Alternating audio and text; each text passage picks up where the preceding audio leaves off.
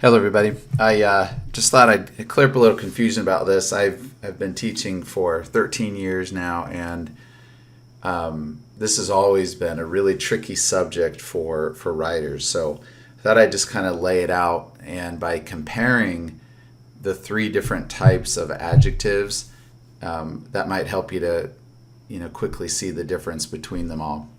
So anyway, there's adjectives, phrasal adjectives, and coordinate adjectives. And as legal writers, we have to know the difference between all of them because they all have a little different meaning. So let's just start with adjectives. In purple here, I have the adjectives in the sentence. So brown is describing fox. Okay, so adjectives describe nouns. So brown fox, lazy dog, rock waterfall, and what kind of tub? It's a hot tub o' love. The rock is green. The fortress is icy. So I think, you're pretty familiar with those. And here's a whole bunch of other adjectives. Okay, so again, adjectives describe nouns. But then what can be tricky is adjectives you can have sequential adjectives, which is where you have multiple adjectives right in a row. And this is where things get a little tricky. So at the top there on number 1 for regular adjectives, that's one tough team, but then you add in an additional adjective. That's one tough chess team. So both tough and chess are adjectives. And then compare that to phrasal adjectives, which I know you learned in research and writing. Dirt cheap education. It's two words, okay, sequential adjectives working together to describe education. And then coordinate adjectives also has these sequential adjectives. What kind of graduation speech was it? It was a long, stuffy, and actually graduation is also an adjective, but it's just a regular adjective there. So anyway, there's 3 adjectives right in a row: long, stuffy, graduation speech. So all 3 types of adjectives can have what are called sequential adjectives, where multiple words are describing the target noun. So let's take the phrasal adjective here. Oh, I'm sorry. Let's quickly just do away with the regular adjectives. What do you do with those? Not much. There's nothing to do. Blue, cashmere, sweater, trusted, inner circle. So the way I look at this is, take that first sentence there. She is a respected legal scholar. So legal scholar is like a packet of information. And then respected is describing that packet. Inner circle is a packet of information. And then trusted is describing that packet. What kind of inner circle was it? It was a trusted inner circle. What kind of cashmere sweater? It's a blue cashmere sweater. Okay, so when you have just regular old adjectives, they piggyback. Legal piggybacks on scholar. Respected piggybacks on legal scholar. Inner piggybacks on circle. And then trusted piggybacks on inner circle.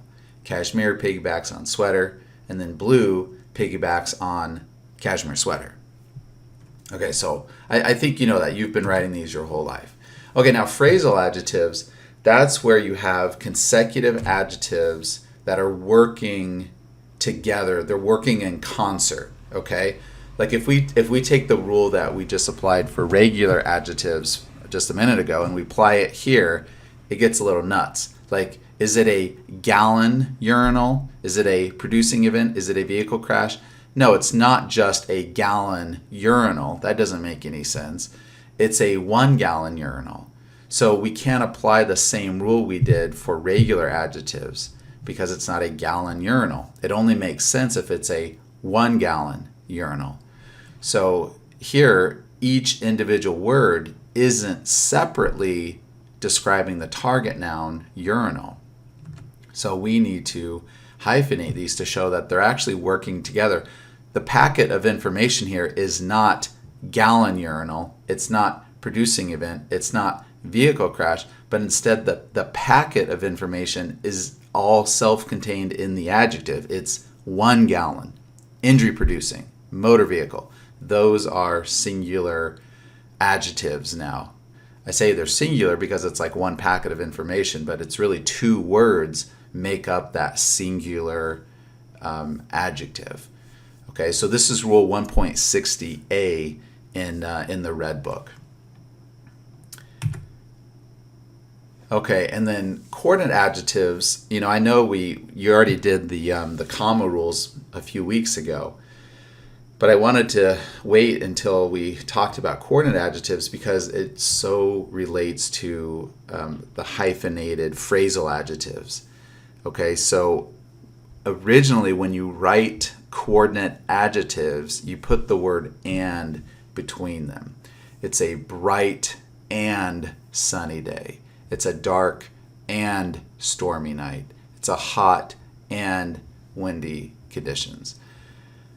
So contrast these with the other two types of adjectives that we just talked about. Do we have, the same piggybacking that we had with regular adjectives?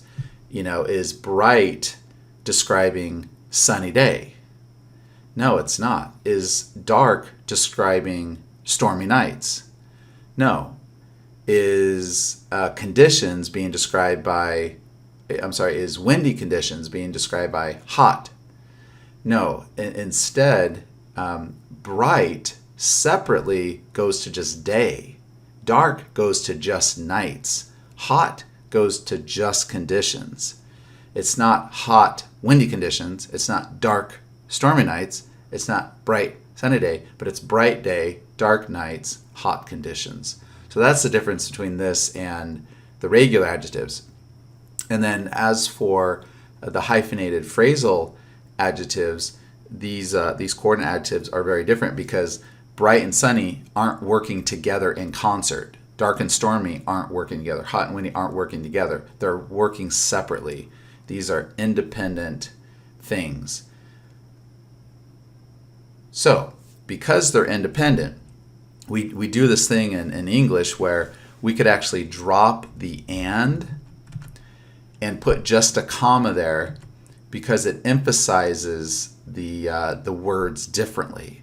I always think of doing an opening to a jury, and you could say I love these dark, stormy nights, or you would say it was a dark, stormy night when the defendant approach the victim or whatever. It adds a little bit of drama or something. So all of these 6 sentences here are correct. The second instance of each sentence is just simply where we've dropped the and replaced it with a comma. So this is Rule 1.7 in the Red Book. You probably remember it from research and writing. And the test is, could you put just a comma between them? Could you switch the order and it still makes sense? And all of these sentences pass those tests that you'll see in Rule 1.7. So anyway, those are the rules for the 3 different types of adjectives. I hope just seeing them right next to each other like this helps to kind of separate them out. But if you have any questions, of course, let me know, and I'll see you later. Bye.